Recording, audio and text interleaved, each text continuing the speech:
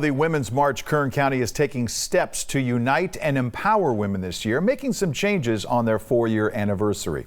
23 ABC's Kristin Vartan has more on this year's active online format. The Women's March Kern County normally commences here at Mill Creek Park, but the virtual format is not the only difference this year. So is the President of the United States. This is what the Women's March has looked like since its existence.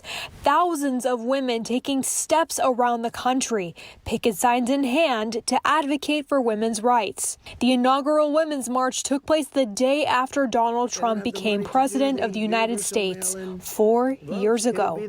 In 2021, a new president is in the White House, but the march continues this weekend. Here in Kern County, the march is happening virtually.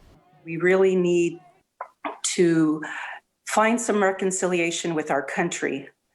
And I really think that the panel of women that we have put together will perhaps provide that type of empathy and courage that we will need as we move forward and find our right position. And while they cannot march together in person, Women's March Kern County guest speaker Raji Brar says their message will not get lost in translation. Well, it takes a lot of courage to have empathy for others. And I think this is a great space to have those dialogues. How do we now come up with solutions?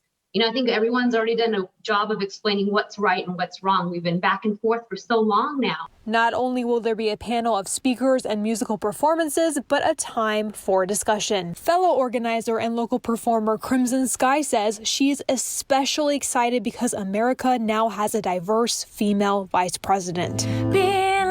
Time coming. I am so relieved to have Kamala in office speaking peace, and it's like every time that she talks and she's making sense and she's trying to empower people, it's just, it kind of makes my eyes water because I've been missing it for so long.